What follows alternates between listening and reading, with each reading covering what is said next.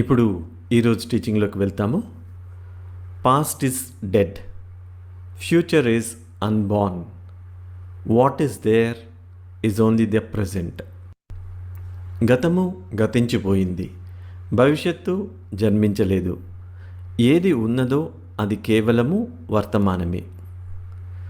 భూత్కాల్ మృత్ high, భవిష్య అజన్మ high, జో భీ high వ Keval వర్తమాన్ high. ఈ టీచింగ్ యొక్క వివరంలోకి వెళ్తాము. మనము ఎవరము అంటే జోంబీస్ అంటూ ఉంటాము. జోంబీస్ అంటే నడుస్తున్న మృతదేహాలు. ఎందుకు ఇలాంటి పదం మనం వాడుతున్నాము? ఎందుకంటే మనమంతా కూడా ఎప్పుడూ గడిచిపోయిన గతం గురించి ఆలోచిస్తూ ఉంటాము, లేదా లేని ఒక భవిష్యత్తు గురించి ఆలోచిస్తూ ఉంటాము. ఎప్పుడూ కూడా ప్రస్తుతంలో ఉండటం అనేది జరగదు.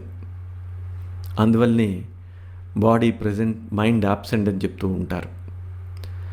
శరీరము ఇక్కడ ఉంటుంది, మనసు ఇంకెక్కడో ఉంటుంది.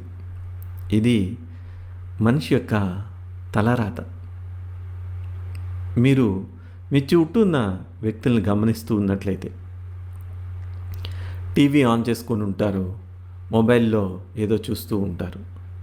మీరు ఈ సత్సంగకి వస్తున్నారు, పూజకు వస్తూ ఉన్నారు, వచ్చి ఇక్కడ కూర్చొని ఏదేదో ఆలోచించుకుంటూ ఉన్నారు. గతంలో ఏదో జరిగిన దాని గురించి నెమరు వేసుకుంటూ ఉంటారు, భవిష్యత్తులో రాబోయే దాని గురించి ఊహించుకుంటూ ఉంటారు. మీరు ఇక్కడ ఏం జరుగుతుందో దాంట్లో లీనమవ్వకుండా ఉండిపోతూ ఉన్నారు. ఈ గతంలో వెళ్ళి ఉంటున్నారు అంటే, గతాన్ని నెమరు వేసుకుంటూ ఉన్నారంటే ఏం జరుగుతుంది అన్నది మనం గమనిస్తే, ఉదాహరణకి మీరు ఒక సంవత్సరం క్రితము ఒక టూర్కి వెళ్ళారు. టూర్కి వెళ్ళినప్పుడు అక్కడ ఒక హోటల్లో ఐస్ క్రీమ్ తిన్నారు.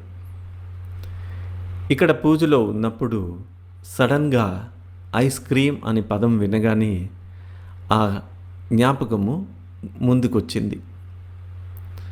ఐస్ క్రీమ్ గురించి ఆలోచిస్తూ ఉన్నారు. అబ్బా, ఎంత బాగుంది కదా అని అనుకుంటూ ఉన్నారు.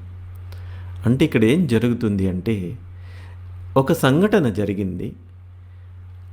ఆ సందర్భంలో మీరు ఒక ఐస్ క్రీమ్ తిన్నారు. ఐస్ క్రీము చాలా బాగుంది, ఒక మంచి అనుభూతిని మీకు కలిగించింది. ఇది ఎప్పుడో జరిగిపోయింది, సంవత్సరం క్రితము జరిగిపోయింది. అయితే ఆ జరిగిపోయిన ఒక జ్ఞాపకాన్ని మీరు ముందుకు తెచ్చుకుంటూ ఆ జ్ఞాపకంలో జీవిస్తూ ఉన్నారు.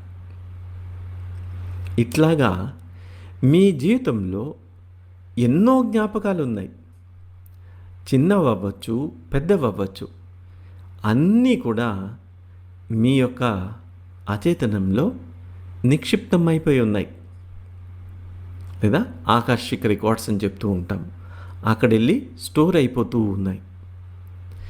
మీరు ఎప్పుడైతే ఒక్కొక్క జ్ఞాపకాన్ని తెచ్చుకుంటూ ఉంటారో నెమ్మదిగా అవి ముందుకొస్తూ ఉంటాయి. సో ప్రతి ఒక్కరి జీవితంలో 30 ఏళ్ళు, 40 ఏళ్ళు, 60 ఏళ్ళు అయి ఉండొచ్చు మీ వయసు. అయితే ఎన్నో జ్ఞాపకాలు ఒక పెద్ద పుస్తకంలో నిరంతరం అవి నోట్ చేసి అట్లా ఉండిపోయి. ఉదాహరణకి మీరు ఒక లైబ్రరీకి వెళ్ళారనుకోండి. లైబ్రరీలో ఎన్నో పుస్తకాలు ఉన్నాయి. అవి వందల సంవత్సరాల క్రితం అయి ఉండొచ్చు. మీరు ఆ పుస్తకం తెరిచి చూస్తూ ఉన్నారు, వారి అనుభవాన్ని, వారి యొక్క కథని చదువుతూ ఉన్నారు. అట్లాగా మీ యొక్క జీవితములో ఎన్నో అనుభవాలు ఒక పుస్తక రూపంలో రచించబడి ఉన్నాయి. అవి ఎప్పుడు కూడా మీరు నెమరు వేసుకుంటూ ఉన్నారు. జ్ఞాపకాలన్నీ పాతకాలంకి చెందినవి లేదా గతకాలంకి చెందినవి. ఎక్కువ శాతము ఈ గతంలో ఈ జ్ఞాపకాల్లోని జీవిస్తూ ఉన్నారు. అందువల్లే మనకి శ్రీ భగవాన్ అంటూ ఉంటారు, మీరు జీవించటం లేదు, మీరు జోంబీస్ అని చెప్తూ ఉంటారు. Dead human beings. అంతేకాకుండా ఆ జ్ఞాపకాన్ని తలుచుకుని ఇప్పటికీ కూడా మీరు ఏడుస్తూ ఉన్నారు. గతంలో ఒక గాయమైంది. ఆ గాయాన్ని ఇప్పుడు జ్ఞాపకం తెచ్చుకొని మీరు ఇంకా బాధపడుతూ ఉన్నారు. అది ఎప్పటిదైనా అవ్వచ్చు. అయితే ఎన్నిసార్లు ఆ జ్ఞాపకాన్ని తలుచుకున్నా ఇప్పటికీ ఏడుస్తూనే ఉంటారు. మనకి జీవితంలో ఎన్నో జ్ఞాపకాలు ఉన్నాయి. సంతోషాన్ని కలిగించేవి ఉన్నాయి, థ్రిల్లింగ్ కలిగించేవి ఉన్నాయి, ఎక్సైటింగ్గా ఉన్నవి ఉన్నాయి, భయం కలిగించేవి ఉన్నాయి, ఆనందాన్ని కలిగించేవి ఉన్నాయి, మనోహరంగా ఉండేవి ఉన్నాయి. ఇలాగా ఎన్నో భావాల్ని, పాజిటివ్ ఫీలింగ్స్ కూడా మీకు ఎన్నోసార్లు వచ్చాయి, ఎన్నో అనుభవాలు అయ్యి ఉన్నాయి. మరి ఈ పార్ట్ ఆఫ్ ద బుక్ వదిలేసి పాజిటివ్ ఫీలింగ్స్తో ఉన్న జ్ఞాపకాలని మీరు విడిచిపెట్టి మీకేవైతే జ్ఞాపకాలు బాధను కలిగించున్నాయో, విచారాన్ని కలిగించున్నాయో, మనసులో గాయాలు కలిగించున్నాయో, మీ మీద మీకే అసహ్యాన్ని కలిగించున్నాయో, ఎక్కువ శాతము ఈ నెగిటివ్ ఎమోషన్స్ యొక్క జ్ఞాపకాలను నెమరు వేసుకుంటూ ఉంటారు. ఆ నెమరు వేయటము ఎట్లా అంటే మళ్ళీ మళ్ళీ గుర్తు తెచ్చుకోవటము. ఈ అనుభవం ఎట్లా అంటే, ఉదాహరణకి మీరు ఒక సినిమాకి వెళ్ళారు, మీ ఫేవరెట్ హీరో, అదొక లవ్ స్టోరీ. అయితే చివరిలో హీరోయిన్ చనిపోతుంది, క్యాన్సర్తో చనిపోయింది. హీరో చాలా బాధపడుతూ ఉన్నాడు హీరోయిన్ చనిపోయిందని. మీకు అది తలుచుకున్నప్పుడు చాలా బాధ కలుగుతుంది. అరే వీళ్ళిద్దరిని కలిపితే బాగుంటుంది కదా అని. అయితే మళ్ళీ ఇంకొకసారి ఆ సినిమా హాల్కి వస్తారు, మళ్ళీ చూస్తారు, మళ్ళీ అలాంటి ఒక భావమే కలిగింది, కలపచ్చు కదా అని. మళ్ళీ ఇంకొకసారి వస్తారు, మళ్ళీ ఇంకొకసారి వస్తారు. ఇట్లాగా ప్రతిసారి మీరు వస్తూ ఉన్నారు. ముగింపు మారుతుందేమో అని ఎదురు చూస్తూ ఉన్నారు.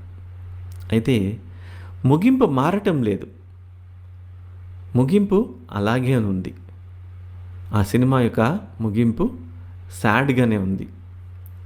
అదేవిధంగా మీ మనసు ఏం చేస్తుంది అంటే, గతంలో ఒక గాయాలని మళ్ళీ ముందుకు తెస్తుంది, బాధల్ని ముందుకు తెస్తుంది, అవమానాల్ని ముందుకు తెస్తుంది, మీకు కలిగిన మోసాల్ని ముందుకు తెస్తుంది. ఇట్లాగా ఇవన్నిటినీ ముందుకు తెస్తూ ఉంటుంది.